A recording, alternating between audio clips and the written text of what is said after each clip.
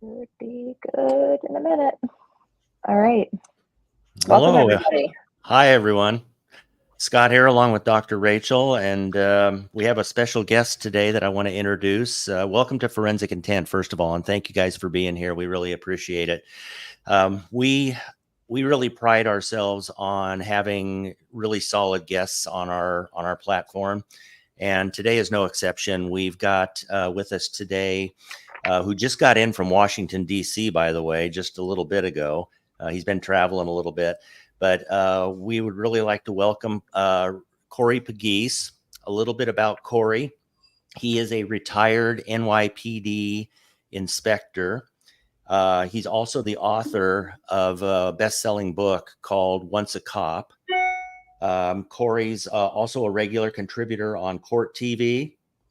He is the star of a documentary called A Cops and Robbers Story. He's a TV legal analyst, and as I mentioned, he's been on Court TV and other platforms as well. And we're really happy to have him. So, Corey, thank you for being here today. Thanks for having me. Absolutely. We really appreciate it. So, Corey, I was going to ask you, for some of our viewers that may not know the term inspector as it relates to the PD, can you just kind of throw out there what that's all about and kind of define that for our viewers? Yeah, so I actually was a deputy inspector. So the rank structure in the NYPD goes from cop, detective, sergeant, lieutenant, captain, deputy inspector, inspector, then chief. So once you make captain, you're an executive. So I was an executive, and that was a simulated rank, deputy inspector. Okay. It's like one of those ranks I say, I don't even know why they have deputy inspector. That was probably to hook up one of their boys many years ago, and they just because it could just be inspector. Because the ironic thing about being a deputy inspector, no one calls you deputy inspector. Everyone calls you inspector. Inspector, yeah. They're like, let's throw another step in there, make it a little bit. Yeah, exactly. So yeah, I had 21 years in the New York City Police Department. I ran two of the most violent commands or precincts in the city of New York. I was a commander for about 4.5 years. Always had a crime reduction, and always bridged the gap between the community and the police. So I had a really good time. Yeah, you had a lot of stuff. You had a lot of responsibility for sure, Corey. Oh yeah, yeah. The only way to move up in policing, you have to work in violent places. So that's the ironic thing in policing. Like if you want to move up, you got to go to the violent places and show that you can reduce crime, and that's how they reward you. Yeah. Very interesting. Well, thanks for explaining that. So yeah, you and I have that in common. I was not an inspector, but I'm retired law enforcement of 20 years with my local agency. And as you know, Rachel's a clinical psychologist. So yeah, that's kind of what we do on this show. We kind of cross the intersection between crime and psychology. So we had some things we wanted to kind of talk about today. And Corey, one thing that we always do is we kind of just let our guests just talk as much as you want to talk about whatever topic we're on. We don't want to limit you, because that's why you're here. It's not about us, it's about you. And we really appreciate you coming on. And so the first thing that we kind of wanted to chat about was, oh my gosh, the mistrial with Karen Reed. So yeah, are you surprised on that? No, absolutely not. It was one of the worst investigations that I've seen in my career, 21 years, and that's saying a lot. I worked in some very violent places. Where I worked, I mean, so many shootings, stabbings, and I've seen a lot of stuff. So constantly, cops was in court all the time. But that investigation, I was telling somebody the other day, if I was the governor of Massachusetts, I would be having the attorney general of the state investigating the state police.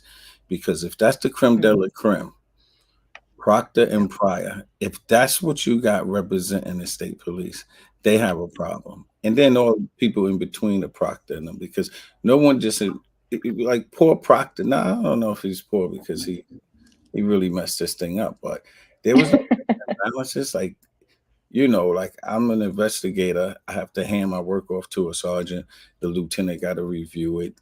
For instance, like when I was a police commander, instead of to do a search warrant, the detectives or do like 3 buys at a location. They know apartment 2A, there's drugs in there. We bought drugs there 3 times. They come and explain to me exactly what they did. But they explained it to the lieutenant. The lieutenant will come and explain it to me, the commander. And then after I got it, I get it. I have to go explain it to the chief. We explain it to the chief, and the chief says, okay. And now we got to take it to court. And now you got to explain it to a judge. So I don't know how there was so many steps. How was all of this stuff being done? And there's no checks and balances. And I just gave you a little bit about just a little search warrant, one search warrant to hit the door. We had to go through all these different checks and balances. And it didn't stop there. After the chief, he has to call the chief of the department. Like, this is a big deal, like checks and balances. But I always say, and I don't like to like disrespect like small towns, but when you have small town policing like Canton and stuff, like uncles, no cousins, no grandfathers, generational. I'm hooking this person up, I'm hooking that person up, because I work in the big bad NYPD is 40,000. We all don't know each other. Some people are hooked up, these nephews and nieces, but it's few and far in between. So, and we have so much oversight. I can't believe that a cop got murdered. This is a murder of a cop. Like, if any case that police are all on board 100% to get the killer is, not knocking over homicides, but when a cop dies, it's really a big deal in the police world. I don't know how they dropped the ball. Right. I do not know how they dropped the ball on this. Well, we do know because we saw the testifying, or testifying, as I would say. Sure. Corey, I 100% agree with you.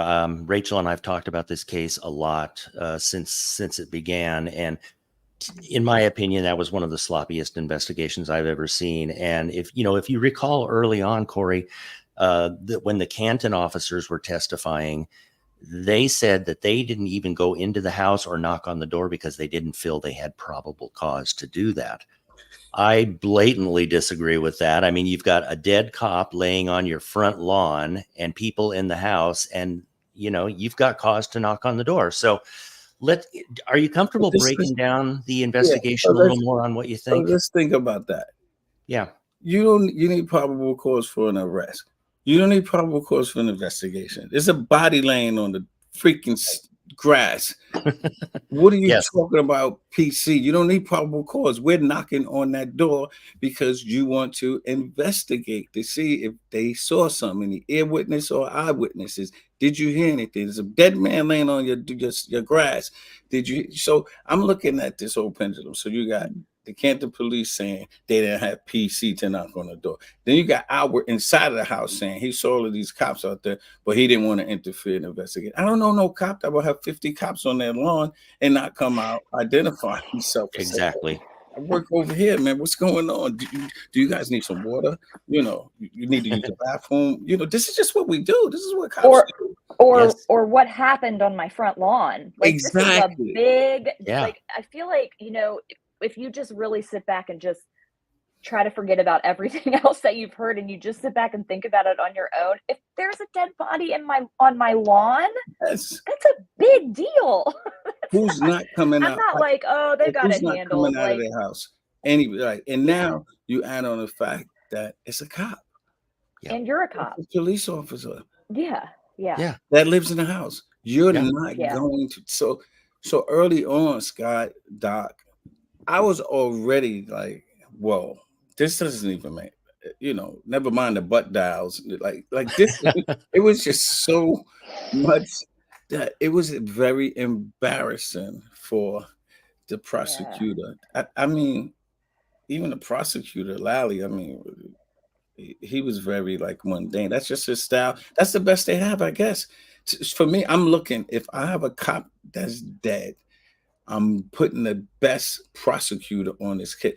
Like, I believe even with this sloppy investigation, if you flip Lally and Jackson, Jackson probably would have got a conviction because that's how good that lawyer was.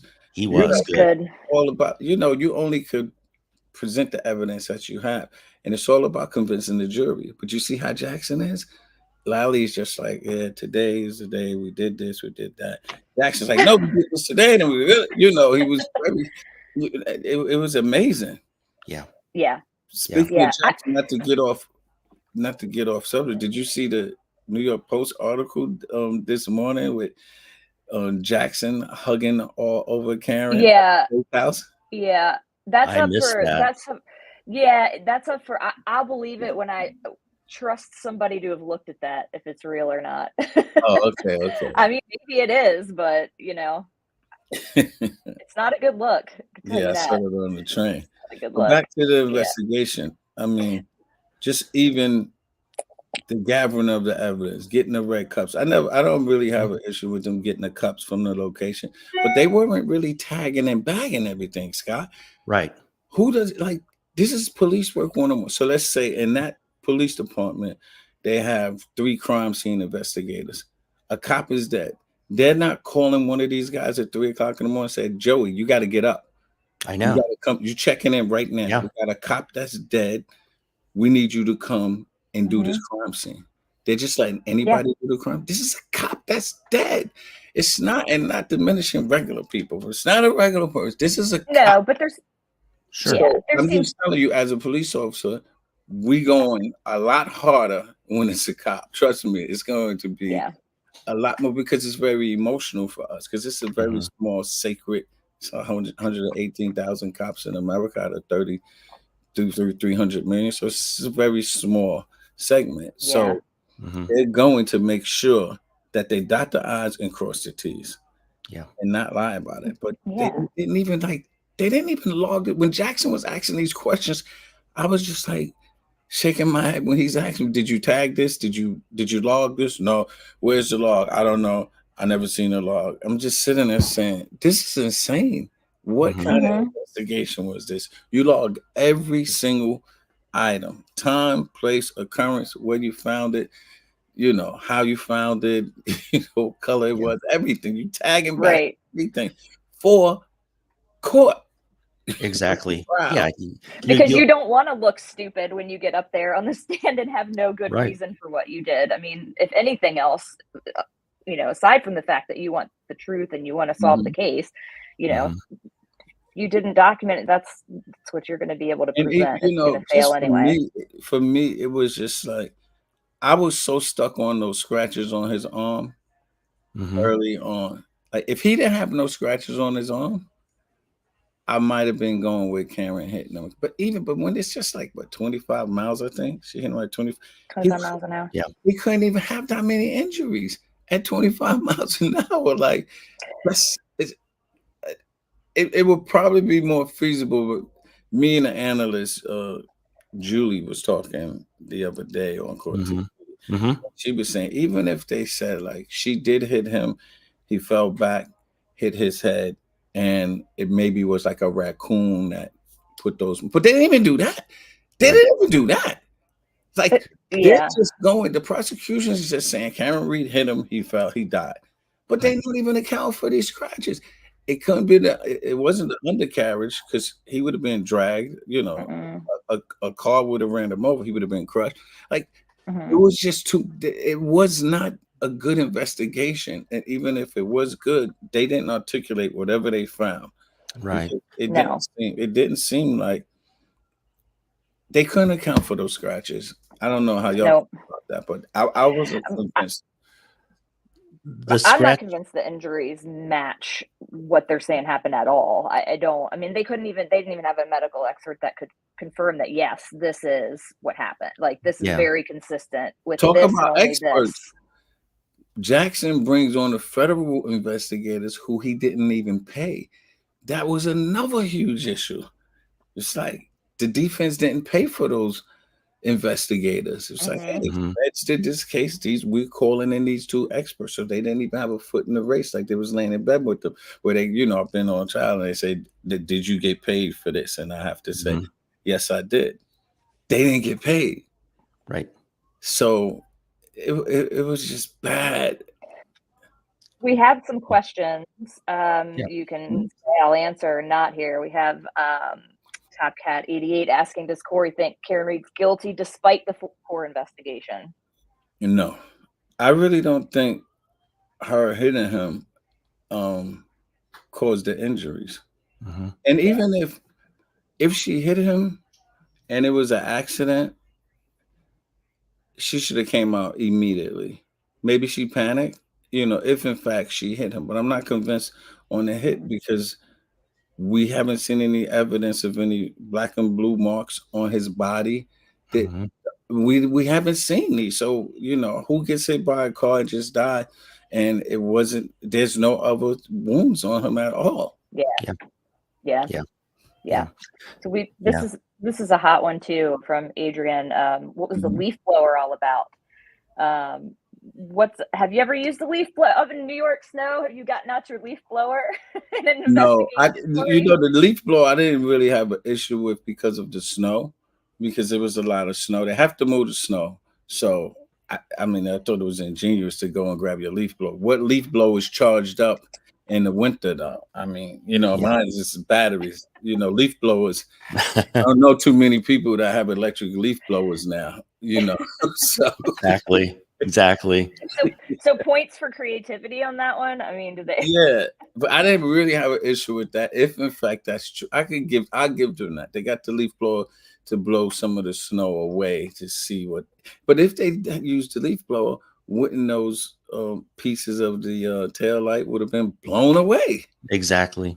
They would have never found them. Yeah. Yeah. So, and that brings up a And I question love from Adrian. Hello, Adrian. We love you. We love Adrian.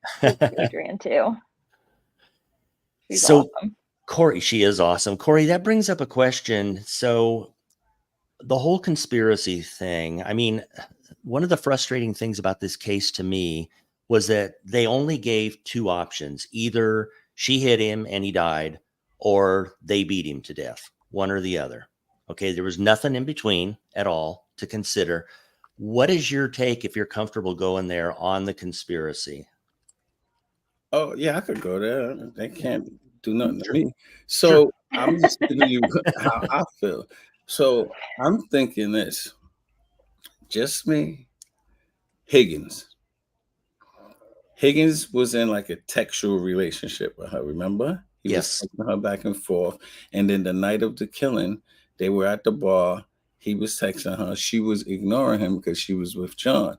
And then he texted her something. I believe something like, "Why are you ignoring me?" or something. So I believe they went back to the house. Higgins was definitely at the house. John knew about Higgins. Remember, O'Keefe Yes. knew about Higgins. I truly believe that Karen went there, dropped him off. Higgins and John got into a scuffle, and he hit his head, and that's how he died. Okay. Because that's the only way he died. It wasn't from hypothermia. It was from the injury, right? He Mhm. fell and hit his head.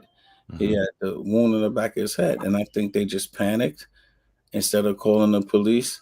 That's when they went into this conspiracy theory. Mhm. That's Yeah. just what I believe.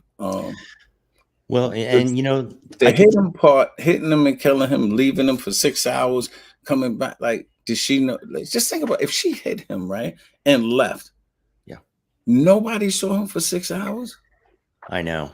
So I can't buy her hitting him. Mm-mm. And then she said, "Okay, well, she's looking at her watch. Let me see how much snow fall because it was a blizzard. Remember, she was like, okay, Mhm. let me look outside. All right, it's just enough snow now. Now I could go out there and say, oh, poor Johnny.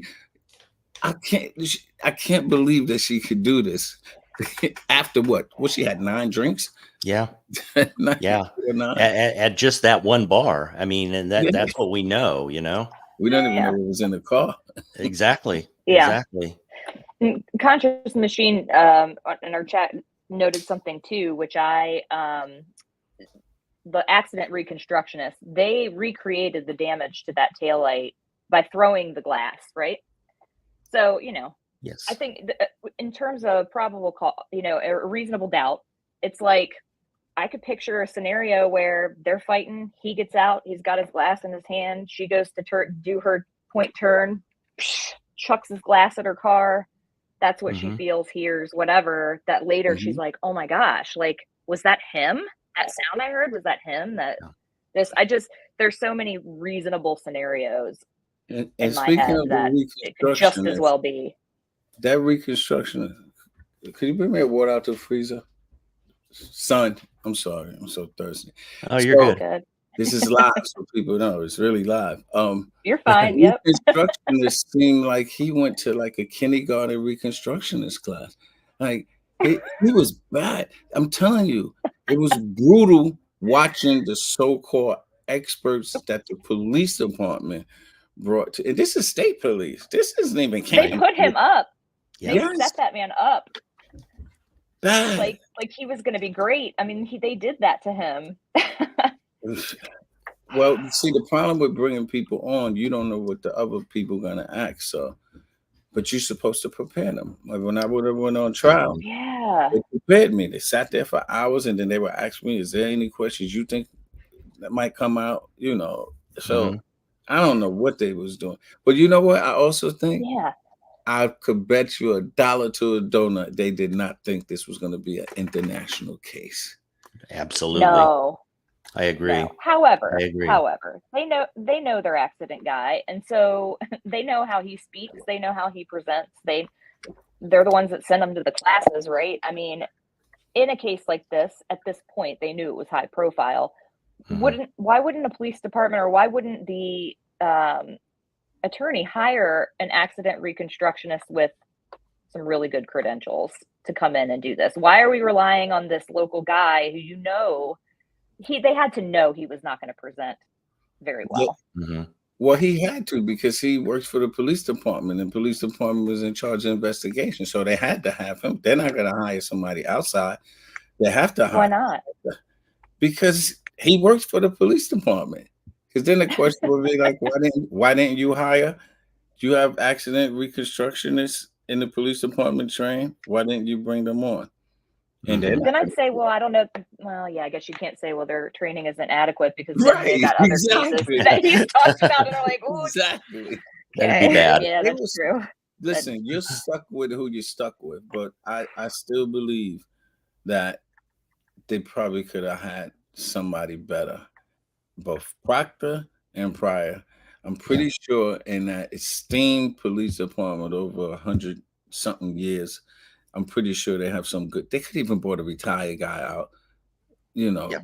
this was bad. Right? This really looked bad. And the one Like, thing with who policing, taught the classes? I tell you, the one thing with policing, it's like the George Floyd or Eric Garner, like that Eric Garner's in Staten Island, George Floyd is in Minneapolis. But when these cases happen, the entire police culture in the entire country has to deal with that. Mhm. I remember Abner Lewinman when they put the nightstick up inside of him in the 90s. I Mhm. worked in Queens. That happened in Brooklyn. And like the next day, I'm going on the job, and the guy's like, "Well, you gonna put your nightstick inside of me?" So it's the only profession really, like the number one profession that kill people, and they're killing people right now as we speak, are doctors because they're in emergency rooms. They're not even real doctors. They're training. They're killing people. Nobody hate doctors, but when police do one thing, it reverberates around the entire country. So now people are watching this trial and they're all saying cops are liars. Yeah. Exactly. Not Massachusetts State Police. Everybody is looking at this and they're saying, see, cops Yeah. are liars. Yeah. And that's what's really bad for the police culture. It's I have huge a black daughter, eye, Corey. that's a detective, New York City detective. I have a nephew that's a sergeant, detective sergeant. And I always tell them, like, you have to do right because when you mess up, it's not just you messing up for your precinct, you mess up for the entire country. Exactly. Yeah. Yeah. Yeah. I have three sons and they're all in police work as well, here in Oregon. And and I worry about them, Corey, because it's way different now than it was, Oh, a few years ago too. I'll tell you what, it's a lot different. But it's a we lot came to the different. time when I was a rookie cop, and the guys in the 70s were saying, "Oh man, I'm a cop now." It's old timers. It's all Yeah, our kids will be all right, Scott. Don't worry. I think so. I think so. So now we've All right, got we this got another. mistrial.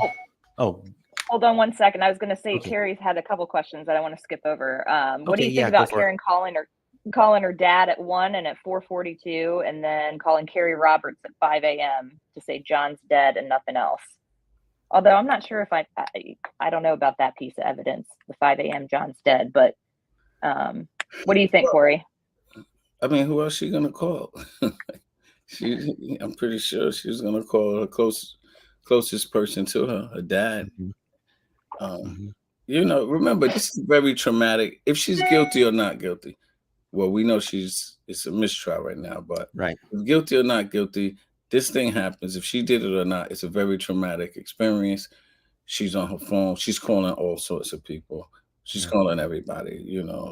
The Mhm. Albert's wife. She's calling everybody because she doesn't know what to do. I mean, her boyfriend of 3 years is laying in a snowbed dead, Yes. Yes. and she's Yeah. screaming, "I hit him." I'm not even sure what the I hit because I don't know. I'm not even sure because first Albert wife, I forget her first name. She's saying that she was saying, "Did I hit him? I don't know what's going on." And then all of a sudden, we got all these witnesses saying she said, "I hit him. I hit him. I hit him. I hit him." And with all this other evidence, I'm thinking they made that up too. I'm not buying all of this stuff that they're saying because why wasn't it in initial reports? Why wasn't it in Mhm. initial reports? That's called spontaneous utterances. Cops record that. That's a big utterance. I hit him. That's going right on my Yeah, immediately. and Exactly. also and also, "Ma'am, come here. What did you say? What do you mean you Right. hit him?" Yeah. Questioning, like, Yeah. what that's a pretty big that's like you have somebody on the scene of a dead person saying that they killed them, and you're not following up on that? What? I'm so confused. I, I, Yeah. I, I don't get it. Yeah. Yeah.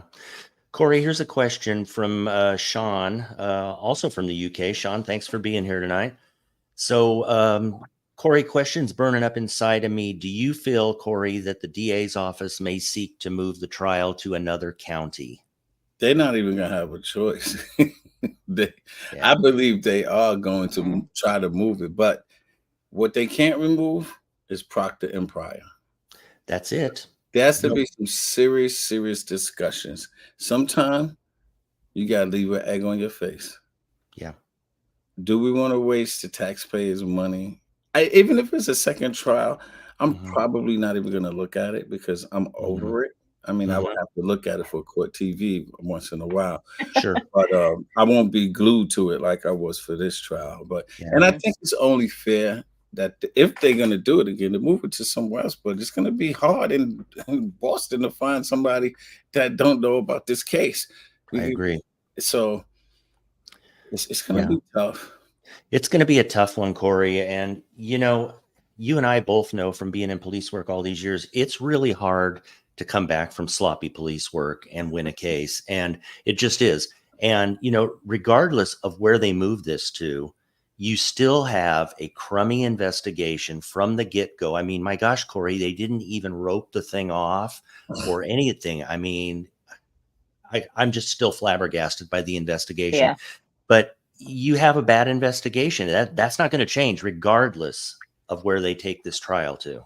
Mhm. You've been generous. It went from bad to worse. Yeah, it did. Yeah. This was Well, brutal. and, the whole "we intend to retry," I mean, that, we'll see what happens. I think that was intentional because, of course, right this second, do they intend to? Sure, but then after that night, 24 hours later, still No, they're intending gonna to? have to have serious discussions because I mean it's Yeah. all there on tape. It's all there for them to sit down and review 30 days of witnesses on the stands. But you're Mhm. gonna have to zone into your two main witnesses, your police witnesses. I don't know how you get around those, especially Proctor. And even like Albert's wife, I keep forgetting her name. Remember when she was on the stand and she was saying all of these things, and then when Jackson said, "Let me recollect your memory. This is from the state trooper. You remember? He wrote this down. You Mhm. said Mhm. this." She looked at it. She said, "I don't remember I saying didn't say that." that. Mhm. Yeah. I was like, "What?" Yeah. It's like Yeah. I couldn't believe So it. I So know. so they now wrote nothing somebody's down. lying. Either you're lying or the trooper that wrote it down is lying. So Yep. And they didn't write that much down, but now you're right. saying what they write down isn't right. It's not. And they have Yeah. all of this testimony now to go on, so they try to say something different the next time around, Yep. they Yep. have what they said to bring up, so yeah, yeah. So Rachel and Corey, let's switch gears here. We've got a Can we couple talk about more. Sarah Boone? Let's talk about Sarah Boone. We cleared up the questions from Karen. We good? I think so. I think so. Yeah. Let me see. Do you see any more, Rachel? I think we're caught up. I think we're caught up. Okay. If we missed you guys, we're really sorry. We also wanted to cover a little bit on Sarah Boone today and also a little bit on the upcoming Alec Baldwin, which starts on the 9th. So let's talk Sarah Boone. I know you were on Court TV the other day, Corey, talking about that. So that's kind of why I brought it up to you. Yeah, Sarah Boone. Well, I'm happy that the judge finally made a decision because this is ludicrous. 8 different lawyers, 8 different lawyers. She wasn't going to budge, so they had to make a decision. Well, Corey, I gave Sarah Boone your contact info in case you guys wanted to pen pal, because I thought maybe you could help her out. Yeah, I would love to talk to her. I would love to see if she has some space. She likes to write. She wrote just wants somebody to be nice to her. Yeah. So, yeah, this is gonna. I'm excited to see this trial because I don't know if it's going to be another Darrell Brooks. I mean, he was classic for the country to watch him. I don't think she's going to be as animated as he was. If you look and listen to what she was writing, she seems like she's very smart. She's articulate. Mm-hmm. I think she's going to go in there with I think she has a good strategy. I don't think it's going to win, but she killed the man. Zip ties in a suitcase, Yeah. Well, the whole hide and seek thing just doesn't hold water, Corey. I mean, and then number one. Hide and seek. Zip me up in a suitcase. Yeah, zip me up in a suitcase, and then okay, I'm going to go upstairs and lay on the bed and fall asleep until next morning, and oops, you're dead. It just doesn't hold water to me. Listen, let me tell you, ladies and gentlemen, I'm so happy to have these shows like Court TV because it just shows in America. Remember, some of these are not national cases. I mean, we watch Court TV all the time, but you see these cases, and I'm like, I never even knew about that. When did this happen? Mm-hmm. And it's like the craziest thing. This guy's playing hide and seek. He gets into a suitcase. This wasn't on the New York Times or the LA Times. Like, this was just on some little local newspaper. Yeah, they killed it. But then we get to see this stuff, and you get to see that some really, really sick people in this world. Yeah, it's true. Sick. Mm-hmm. Very true. Yeah. Like how these people walk among us, right? Before they do these things. Yeah, I mean, they walk among us. About people killing their children, killing parents. Now we have the sister and brother that just was convicted the other day for having a poor mother. She had her ankle broke, was for the bone was black sticking out. Like, where do you do this stuff at? It's insane. It is. It sounds like with Boone, I did some research on it today because I wanted to be as up to date as I could be, Corey. It sounds like they're going to try to use the battered spouse defense with her because they both had a history of domestic violence. Both had been arrested for domestic violence. I don't know what you think, but I don't see it sticking. I mean, she could go with that defense, but she has the big issue she's gonna have is him being in that suitcase and zip ties. Correct. So how long you was gonna keep him in there? Even if you you beat him, you zip tied him. How long do you think he was gonna stay in there without dying? Right. He's still gonna be stuck with that because he's dead. She's not gonna be it's not a one-off. I picked up a pan, hit him in his head, and he died because we was fighting. This is this is a torture murder. Yeah. This was, and I felt threatened in that moment, and I didn't want to be beat up again. I had to do something. Right. That wasn't it. Well, I'm curious how she managed to get him zip tied. Honestly, to begin with, I'm not how did that even go down? They probably was drinking. He could have been inebriated. He probably was drunk. She was like, "Haha, I'm gonna zip tie you." I mean, I don't zip tie people when I get drunk or play hide and seek, but I don't know. Well, maybe he was dead that's first. Going to be a problem. Maybe he was dead before she zip tied him. Maybe. Oh, well, that's true. Maybe. Yeah. Well, there's also the video of him begging her to get him out because he couldn't breathe, and her respond is "F you," and she went to Yeah. bed. But yeah. Well, Now, I have to say though, my favorite part of the interrogation video though is when she's adamant this was not intentional. It's like she's trying to think 3 steps ahead of what they're going to charge her with. And she keeps saying it was not intentional. And then there's like this moment of silence. She goes, well, I'll tell you one thing. I am never going to drink again. I want nothing to do with alcohol ever again. Like as if that's going to just redeem her of all of this. Like, oh, good. Well, I'm glad you learned your lesson. no, listen, Sarah Know what Bones, she's doing.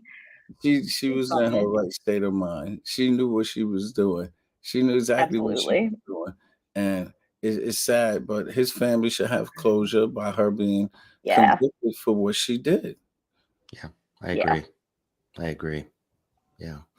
Doesn't look like we're getting a lot of questions on Sarah. Probably, I mean, it's a ways away yet. The trial doesn't start till October 7th. So, my biggest question is hide and seek. That's my biggest question. Yeah, if I talked to her, I would want to be like, what?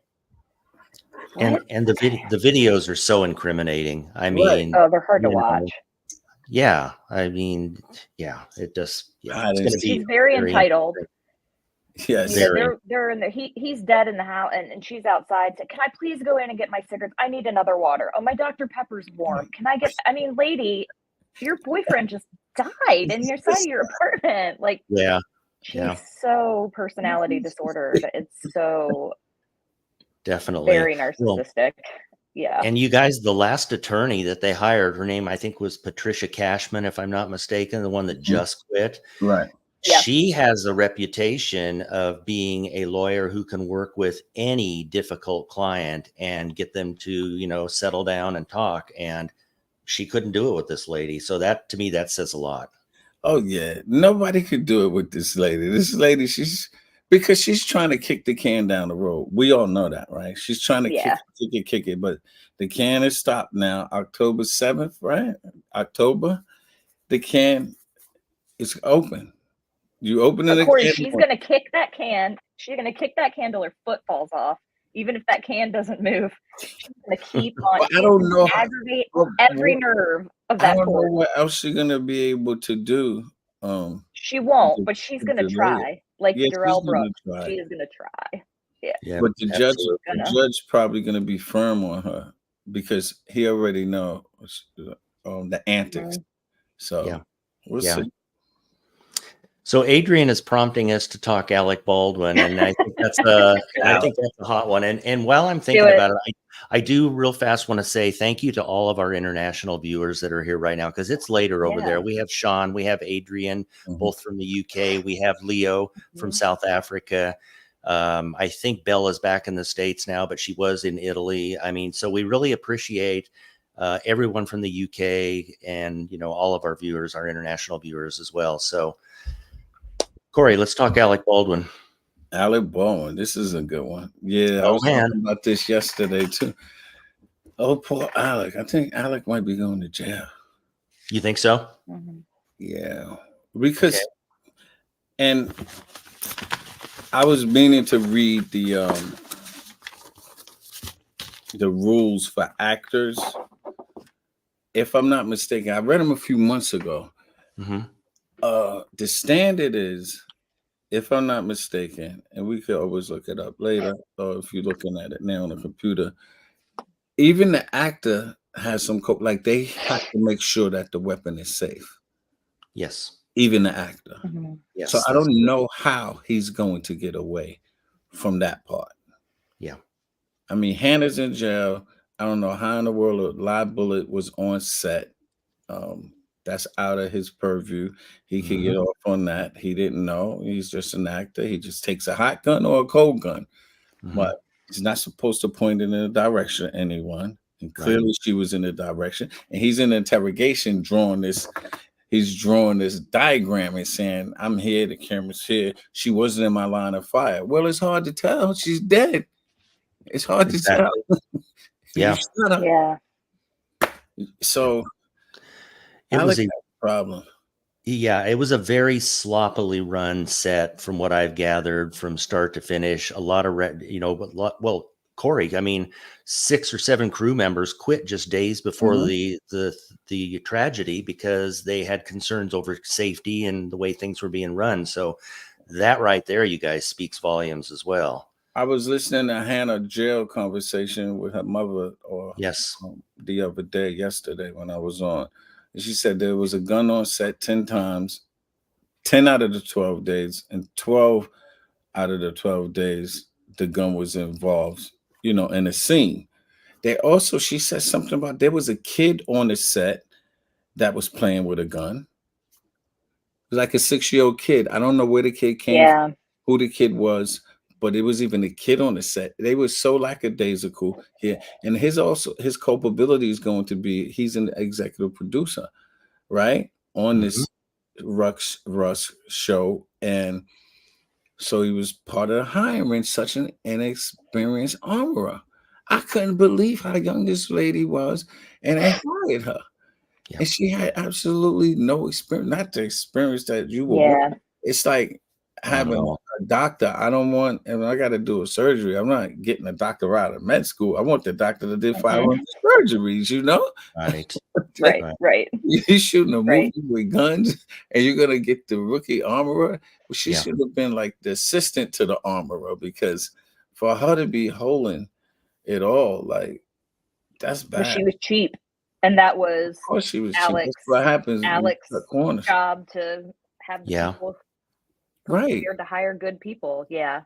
Well, and there's the issue of the live rounds too. How did those even get on the set? There's the issue that did he even know there were live rounds on the set? I'm sure he didn't. How did they get there? We don't know. Judy showed a piece yesterday where he was reenacting the scene. He had a gun.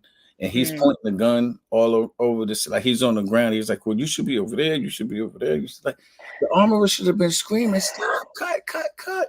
Yep. Even if it's a cold gun, put the gun down. We can't do that on set. Right. Even the tray that she had, they said sometime the gun was on top. It wasn't locked inside of it. Like, it was very lackadaisical on set. Safety was not a priority, and ultimately it ended up causing somebody to lose their life and someone else to get shot.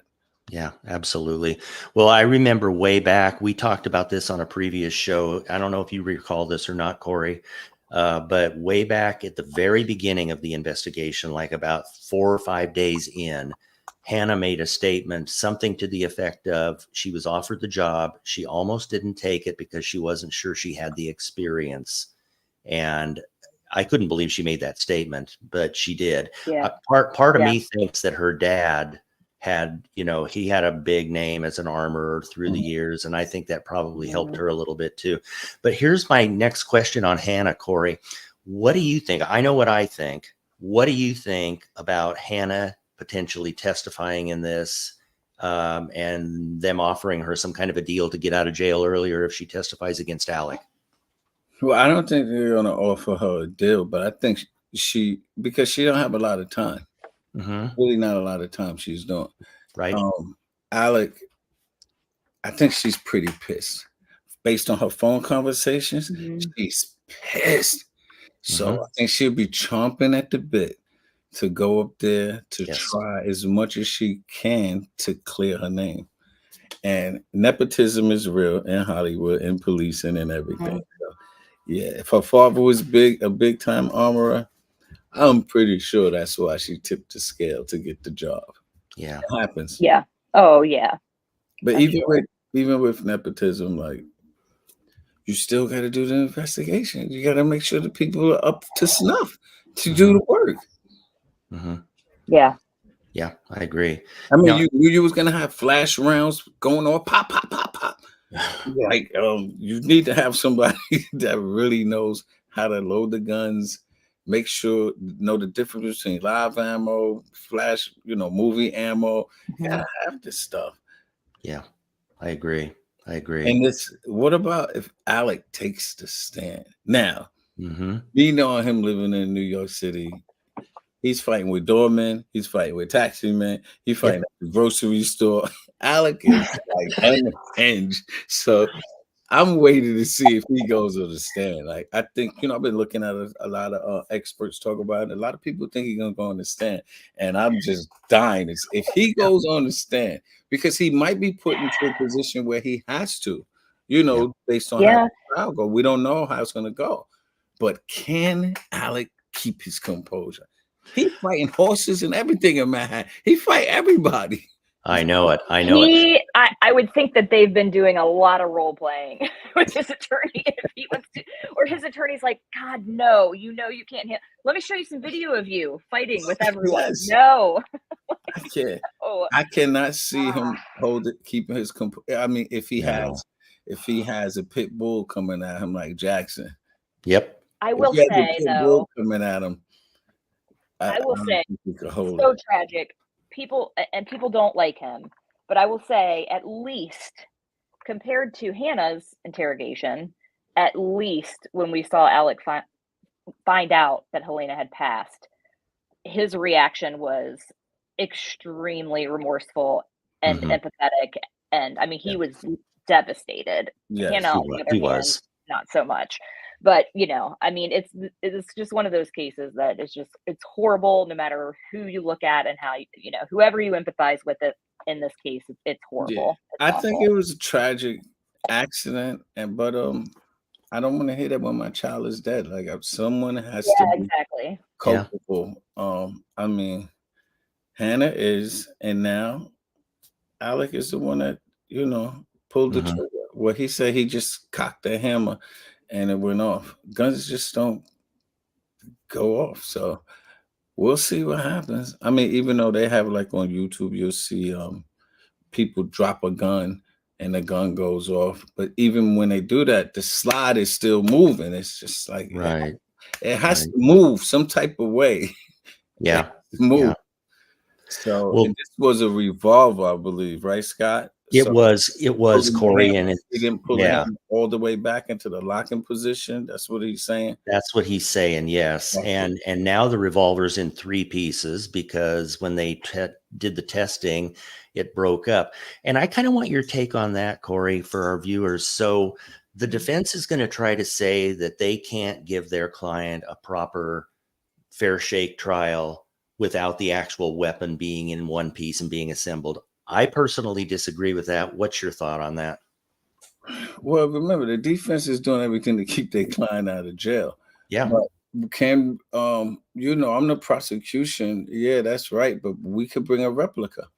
Mm-hmm. And that's what they're gonna have to do. They're Yep. gonna have to bring a replica, same year, same model, same trigger pull.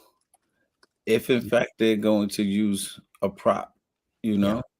Yeah, I agree. And, they can bring in experts also. You Of and I both course. know that. I mean, they can bring in Absolutely. experts to say, yeah, the gun's broken, but, Mhm. we can positively say under oath that the Right. gun did not go off, I love the experts because you always have one expert that says this, then one expert says that. Like, Oh, yeah. who's the And, expert? and you've always got that I know, weird right? expert too. There's always an expert that you're like, how are you an expert? They're just, it's I like should be saying that because I'm people. an expert, but I always Yeah, tell me the truth. too. So please, and I'm a psychologist expert. Everybody Oh, thinks we're okay. weird, So so it's fine, like. but they So can't yeah, pay I me mean, to say nothing wrong, though. I'm gonna call it down. oh a minute. yeah, that's absolutely, yeah. I mean, I don't really care who pays me. I'm gonna say what it is, and they can Yeah. use me or not. But it's Uh-huh. like, Right. but these experts sometimes I think are like talking up here, and Uh-huh. we need information down here. Like, what are you talking about? I don't, Right. for the jury's sake, like these gun people, and then the guy at Hannah's trial who's all like messing with the gun and turned toward the judge, and then the bailiff was like, "Whoa," and moved the gun away. Tayo just brought that up. I mean, seriously, Oh, right. these I experts, forgot I about just feel that. like sometimes where do they find these people? But they probably say that about me sometimes too, or where Yeah, do well, they find this so the crazy? lawyers hire the person that's gonna push their position. So they're Yeah. saying, "Well, Rachel, do you believe that this whatever could happen?" And you go, "Yes." They say, "Okay, so let's stay on that. Stay right there." And Uh-huh. that's where we are with this. Yeah, and then you get crossed. Yeah, but could it also be this? Right. Yes. Yep. Sorry. Absolutely. Yep. That's So his CP Corey, brand. Oh, Tayo's saying you have yeah, there you go. yeah, you Yes, have yes. a cool brand, CP. It is cool. So it's Corey Pegues Enterprise. You see the E? Yes, Toys. yes, You see the E? I can't. You know, I'm upside yep, down a bit, yep, Yep.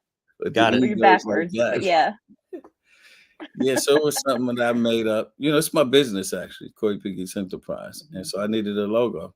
And I'm cool. an avid Yankee fan. I wear Yankee hats all the time. So I went to the store one day to buy a Yankee hat. It was like $56, and I said, I have my own logo.